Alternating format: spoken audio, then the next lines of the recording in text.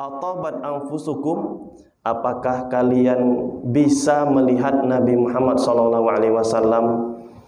ditimpakan tanah di atas tubuhnya?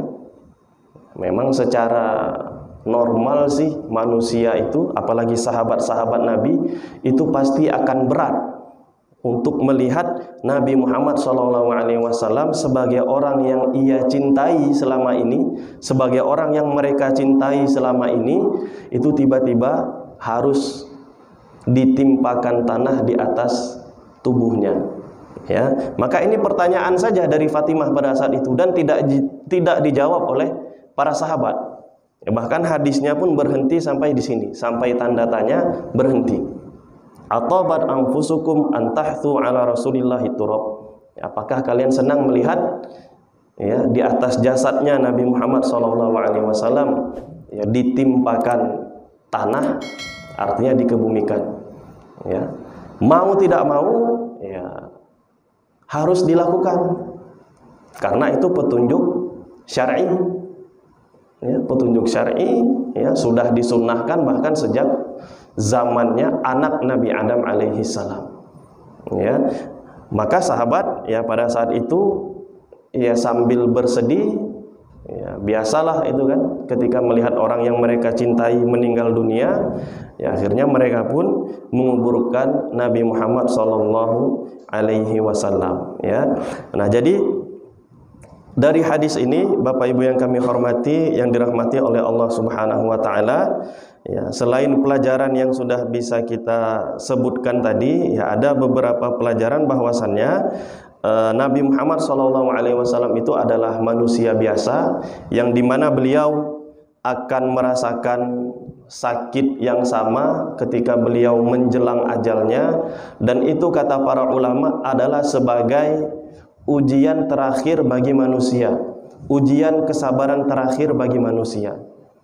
Maka sakitnya anak Adam nanti ketika dia menemui ajal, jika ia bersabar, ini babnya kan bab sabar, jika ia bersabar dalam menghadapi kematiannya itu, dalam menghadapi kesakitannya itu, maka dia akan mendapatkan tempat yang tinggi nanti di sisi Allah Subhanahu wa taala. Dia akan mendapatkan derajat yang tinggi nanti di sisi Allah Subhanahu wa taala sesuai dengan kesabaran dia ketika menghadapi sakitnya sakratul maut. Ya, maka kata para ulama, sakitnya Nabi Muhammad SAW itu adalah yang paling sakit di antara umat-umat yang lainnya. Ya, karena Nabi Muhammad SAW mendapatkan tempat yang paling tinggi. Bahkan disebutkan kalau di dalam hadis-hadis lain yang mudah-mudahan nanti kita ketemu, itu kata Nabi ketika beliau meninggal dunia, ya, beliau itu selalu mengucapkan ilar rafiqil a'la. Ya, ilar rafiqil a'la, itu selalu berulang-ulang. Ini doa yang diucapkan oleh Nabi, yang dikatakan oleh Fatimah tadi, doa kamu sudah dikabulkan wahai ayahku. Ya, ilar rafiqil a'la itu artinya ya, mudah-mudahan Allah menempatkanku ke tempat yang paling tinggi. Ya, ar-rafiq itu artinya ya teman sebenarnya. Ya, teman, rafiq itu teman, rifqun ya, orang yang menemani. Ya, al-a'la yang paling tinggi. Ya, maksudnya di sini adalah mudah-mudahan Nabi Muhammad SAW ini ya bisa ditempatkan di tempat yang paling tinggi, yang paling dekat dengan Allah Subhanahu wa taala. Makanya tempat yang paling dekat dengan Allah Subhanahu wa taala itu disebut di dalam hadis ini, itu disebut dengan Jannatul Firdaus, surga Firdaus. Di mana letak surga Firdaus? Kata para ulama, letak surga Firdaus itu adalah di bawah arsy-Nya Allah Subhanahu wa taala. Ya, langsung ya dekat dengan Allah Subhanahu wa taala. Dan itu adalah tempat yang paling dekat dengan Allah Subhanahu wa taala. Ya. Jadi ujian yang diterima oleh Nabi Muhammad SAW, sakit yang beliau rasakan ketika sakratul maut itu adalah sakit yang paling sakit, yang mungkin tidak pernah dirasakan oleh umat-umat yang lainnya. Karena ya dengan kesabaran beliau itu, dengan ujian yang paling tinggi itulah beliau akan mendapatkan tempat yang paling tinggi di hadapan Allah Subhanahu wa taala. Begitu juga dengan kita nanti, ya, jika kita sabar dalam menghadapi ujian terakhir kita, ujian kesabaran terakhir kita, dengan tidak emosional, ya, tapi hanya bersabar dan ihtisab, ya, mengharapkan balasan dari Allah Subhanahu wa taala, maka Allah Subhanahu wa taala akan membalas dengan tempat yang terbaik untuk kita semua. Ya. Kemudian kita akan sambung sedikit di dalam hadis yang ke-29, ya. Karena di sini hadis yang ke-29, ya, masih berkaitan dengan kematian dan ada diselipkan, ya, doa, ya, diselipkan doa yang layaknya kita sebutkan apabila kita bertakziah kepada orang yang ditimpa musibah kematian, ya, khususnya kematian, ya. Yaitu sebuah hadis dari Usamah bin Zaid ibnu Harithah, ya, ini sahabat, ya, salah seorang sahabat yang paling dekat dengan Nabi Muhammad SAW, dan bahkan ayahnya yaitu Zaid ibnu Harithah ini adalah salah seorang pembantunya Nabi Muhammad SAW, bahkan dijuluki dengan hibbihi, ya, yaitu orang yang dekat dengan Nabi Muhammad SAW, ya. Diceritakan bahwasanya suatu hari arsalat bintun Nabi sallallahu alaihi wasallam, inna bani qad tudira fashhadna, fa arsala yuqri'us salam wa yaqul inna lillahi ma akhad wa lahu ma a'ta wa kullu syai'in 'indahu bi ajalin musamma faltasbir wal tahtasib, fa arsalat ilaihi tuqsimu alaihi layatiyannaha. Ya, satu hari, ya, sahabat tadi yang bernama Usamah bin Zaid, ya, dikirimkan, ya, kepada Nabi Muhammad SAW oleh bintunya, ya, oleh anak Nabi Muhammad SAW, ya. Jadi seorang putri, ya, diyakini di sini yang dimaksud dengan putrinya Nabi Muhammad adalah Fatimah juga, ya, dikarenakan jika kita melihat ke dalam sejarah Nabi, ya, anak-anak Nabi kebanyakan meninggalnya itu, ya, ketika Nabi Muhammad SAW masih hidup, dan hanya Fatimah saja yang meninggalnya setelah Nabi Muhammad SAW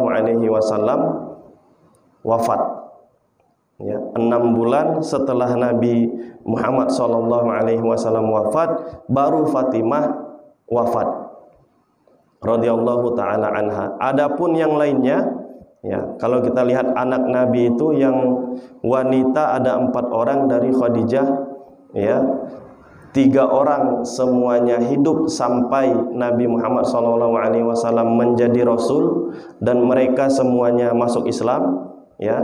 Dan meninggalnya 3 orang ini, ya, ketika Nabi Muhammad masih hidup, kecuali Fatimah meninggalnya nanti setelah Rasul SAW wafat. Adapun yang lelaki, ya, yang lelaki semuanya meninggalnya, ya, ketika Nabi Muhammad SAW bahkan belum diutus menjadi seorang nabi, ya, sudah meninggal dunia, kecuali 1 orang yaitu Ibrahim. Ya, Ibrahim ini nanti juga meninggal pada saat masih kecil, karena Ibrahim ini, ya, dia bukan dari Siti Khadijah, ya, dia dari istri beliau yang bernama Maria Al-Qibtiyah, yang Nabi menikahinya ketika Nabi Muhammad SAW sudah diangkat menjadi Nabi, sudah diangkat menjadi Rasul, sudah turun wahyu kepadanya. Adapun 2 orang yaitu Al-Qasim dan Abdullah, ya, itu dua-duanya meninggal dunia bahkan sebut ketika Nabi Muhammad SAW belum diangkat menjadi Rasul atau Nabi, ya.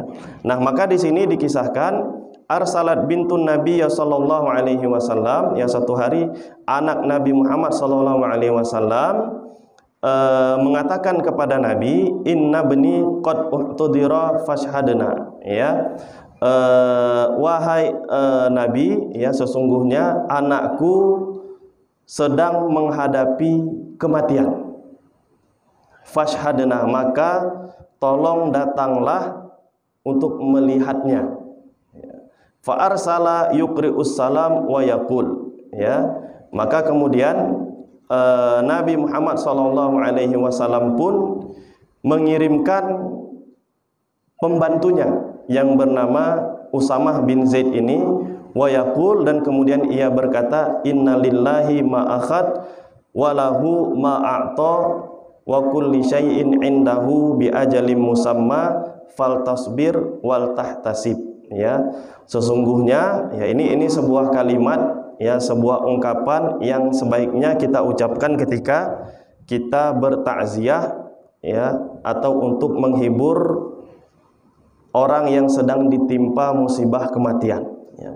Yaitu ungkapan innalillahi ma akhad, yang artinya sesungguhnya apa yang menjadi milik Allah itu memang pantas Allah ambil kembali, walahu ma'a'ta, dan Allah boleh memberikan kepada siapapun apa saja yang ingin ia berikan, wa kullu syai'in indahu bi ajalim musamma, dan setiap sesuatu di hadapan Allah Subhanahu wa taala itu pasti sudah ada ajalnya, sudah ada takdirnya yang dituliskan oleh Allah Subhanahu wa taala.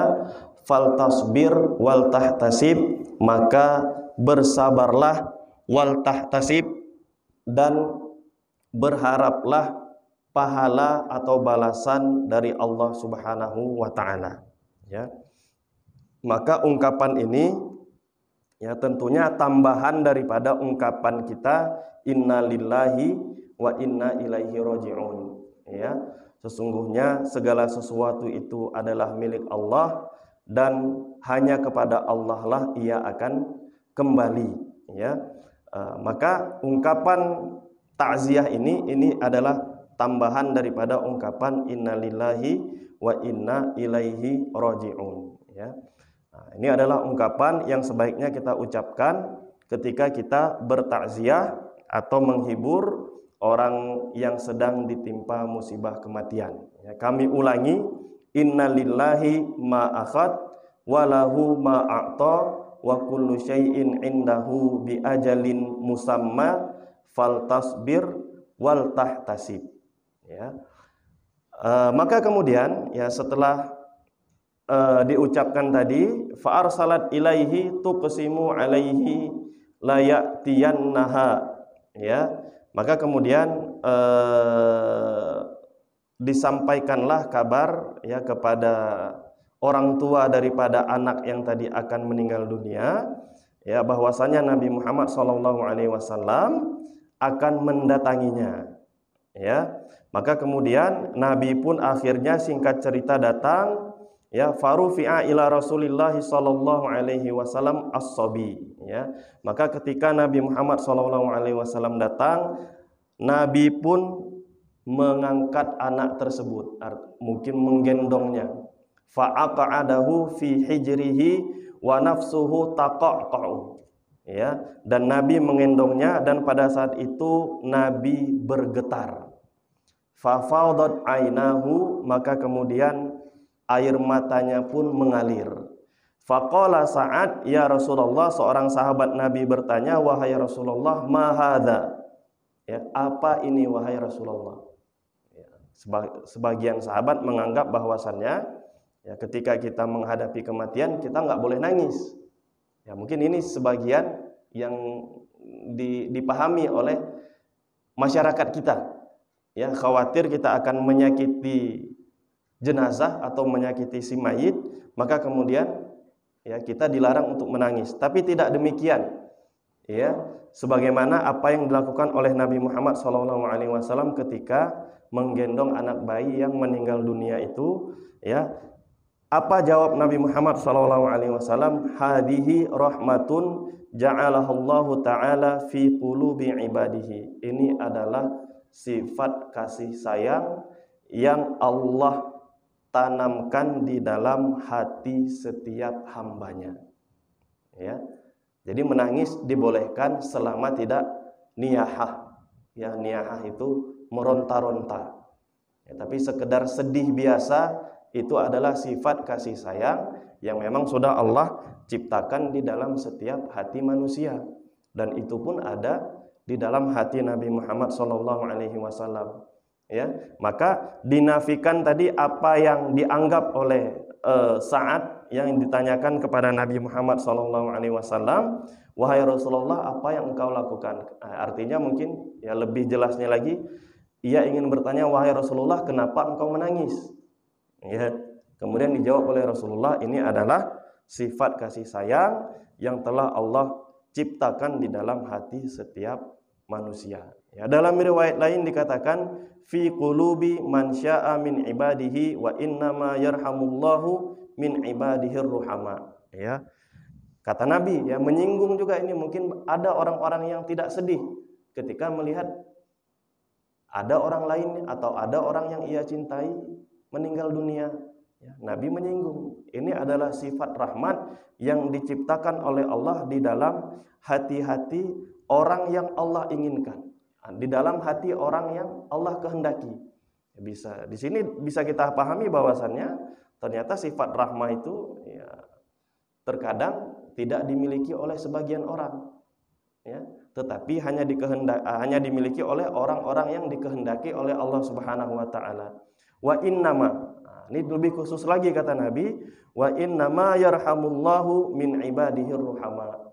Dan Allah Subhanahu wa taala itu akan menyayangi hamba-hambanya yang penyayang.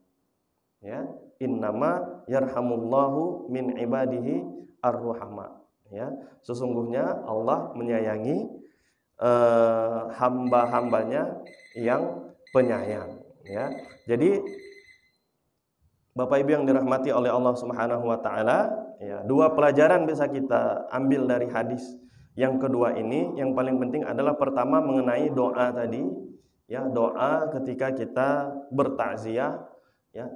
Tambahan dari inna lillahi wa inna ilaihi raji'un bisa kita ucapkan inna lillahi ma akhad wa lahu ma a'ta wa kullu syai'in indahu bi ajalin musamma faltasbir wal tahtasib, ya.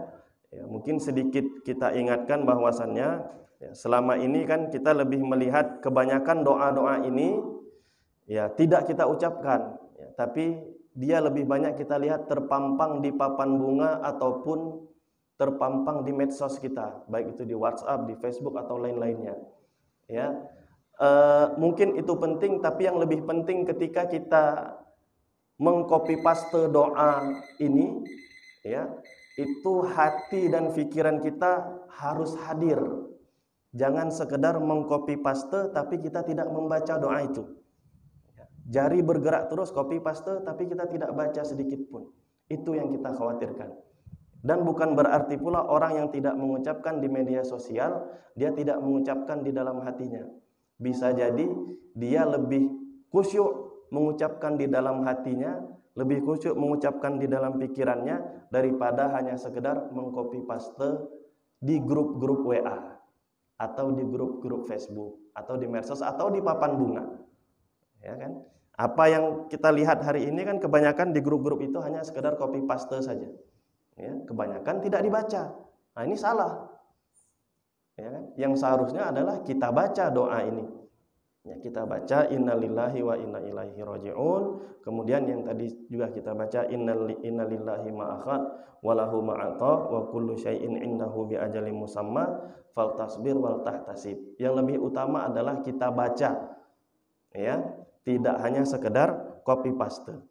Ya. Nah, kemudian pelajaran yang kedua adalah bahwasannya ya kita boleh bersedih, bahkan boleh menangis ketika orang yang kita cintai meninggal dunia selama tidak niyahah, tidak terlalu meronta-ronta dan tidak berlebihan sehingga bisa dianggap sebagai penolakan atau tidak terima dengan takdir Allah Subhanahu wa taala. Ya, mudah-mudahan ada manfaatnya untuk kita semua dan lebih dan kurangnya kami mohon maaf. Apabila ada yang salah itu datangnya dari hamba Allah Subhanahu wa taala yang fakir ini, dan apapun yang benar itu datangnya dari Allah Subhanahu wa taala. Barakallahu li wa lakum fil Qur'anil Karim wa nafa'ani wa iyyakum bima fihi minal ayati wa dzikril hakim. Aqulu qawli hadza fastaghfiruhu innahu huwal ghafurur rahim. Wabillahi taufiq wal hidayah. Wassalamu alaikum warahmatullahi wabarakatuh.